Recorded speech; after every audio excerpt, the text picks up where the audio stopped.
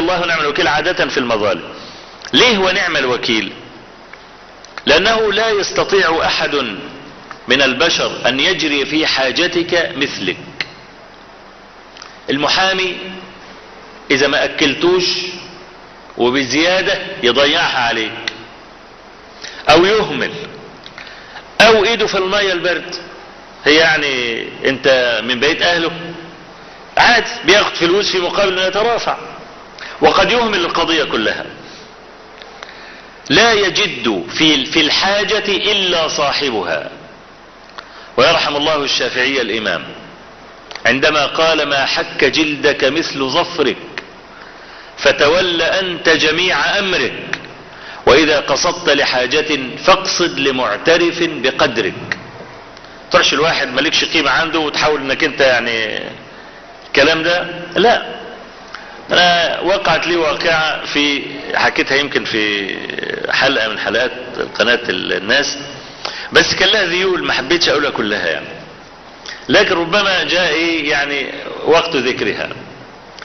اصطدمت بالسيارة بتاعتي في سيارة امامي، ماشيين على سرعة 20 كيلو او 30 كيلو، شوارع القاهرة زحمة، مسك فرامل فجأة فانا لبست فيه. طبعا كانت بسيطة لان 30 كيلو حاجة بسيطة يعني. فالمهم اول ما الرجل نزل كان هو واحد معاه وامرأة في الخلف. المرأة اللي في الخلف انا حسيت ان قلبها وقف من الصدمة. فالمهم اول ما نزل قلت له: يا اخي انا مخطئ، انا غلطان. خلاص مفيش حيلة يعني، ما اللي تضرب من ورا قانون المرور حتى بقول لك انت غلطان. المفروض يكون بينك وبين اللي قدامك 3 متر على الاقل، فتضربه من الخلف يبقى انت غلطان، ما تجحش بقى، لان لو جت هتتسحب رخصك كلام زي كده. قلت له: انا غلطان، بس احنا نركن على جنب ونتفاهم. الحقيقة انا نزلت بالسيارة لقيت كل السيارات عمالين يعملوا لي كده وبتاع، عارفين. لقيت واحد راكب موتوسيكل اللي هو البطة الايطالي ده مبعجر من ورا ده، اول ما شافني قام راكن على جنب. طبعا الرجل اللي هو انا صدمته لا يعرفني، لانه واضح المرأة متبرجة وواضح انه ملهمش في القصة خالص. فلما ركنت هو ركن قدامي فجالي، فصاحبنا صاحب الموتوسيكل ده قام واخده على جنب. طبعا هو واخده على جنبي وانا بكلم الراجل تاني، بقول له: يا اخي ده الشيخ ابو اسحاق تعرفوش؟ هو يحاول يفهم فيه، الراجل ما عندوش فكرة خالص، اول مرة يشوفني في حياته. فالراجل بيحاول يفهمه فمش عايز يفهم، فتنرفز عليه. ده صاحب الموتوسيكل اللي هو ملوش دعوة بالقضية اصلا يعني، لا له دعوة ولا بتاع، اتنرفز عليه ومش عارفني. ويحاول يفهمه الراجل التاني: عربيتي الاكسدام باظ والشنطة قبت من ورا وحدوته بقى. فقلت له: طيب يا اخي يعني قدر المسألة، شوف انت عايز كام واطلع من المظلمة بتاعتك دي. قال لي: ما اعرفش. قلت له: انا كمان ما اعرفش. طب تعالى بينا نروح لواحد يفهم في المسألة دي، سمكاري ولا حاجة. فانا الراجل التاني اللي هو راكب جنبه جاء ركب معايا. ليه؟ ممكن اهرب، لان العربية بتاعته كانت 128 والبارومة واكلاها ويعني ماشية تتساوك هزالا، تمام. وانا راكب عربية جديدة شوية وبتاع، فممكن ازوغ ولا حاجة، فركب التاني كضمان ضمان للفلوس يعني. خلاص رحنا لواحد سمكري انا اعرفه ملتحي، فالراجل اول ما شافه فكرني هبيعه. ملتحين مع ملتحين يبقى رحنا في داهية، هيجامله وبتاع والكلام ده. انا قلت له: يا ابراهيم السمكري ده اول ما نزل قلت له يعني اتق الله سبحانه وتعالى وقيم المسألة واديله بزيادة.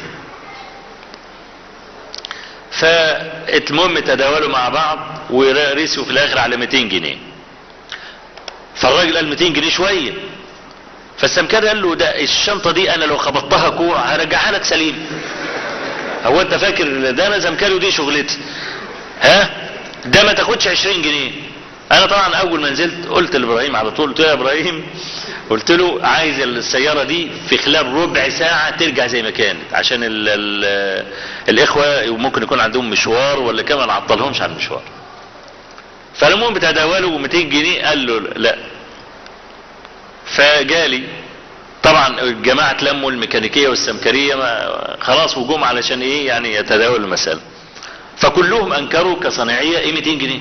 اللي جم بقى مش عارفين القصة، 200 جنيه ده كتير جدا، دي البتاع دي ما تاخدش 50 جنيه. ونرجعها سليمه، وبعدين العربيه كلها البرومه وكلها. هو عايز يعمل العربيه على حسك ولا ايه؟ ده واحد عمال يتكلم يعني. قلت لهم يا جماعه اسكتوا، والاخ السمكري هيقدر المساله. المهم مش عايز. قلت له طب يا اخي تاخد 250 يرضيك يعني؟ قاموا الجماعه كلهم فاتحين بقهم 250 اذا كان 200 كتير. قلت له اسكت انت بقى، خلاص انت ما عندكش كلام، انت قيمت المساله دي والمساله بيني وبينه يعني. قلت له تاخد 250؟ قال لي شويه. قلت له طيب تاخد 300؟ قال لي اه. قلت اديت 300 جنيه. فقال لي طب انت راضي؟ قال يعني انت واضح انك ظالمني يعني، او انت جاي جرت عليا في الموضوع يعني، لانه مش هيقول انت راضي الا اذا كان حاسس انه ايه، ان اتك عليا في المساله دي. قلت له ماشي يا عم انا راضي، بس المهم ما بالكش عندي حاجه، واخد بالك؟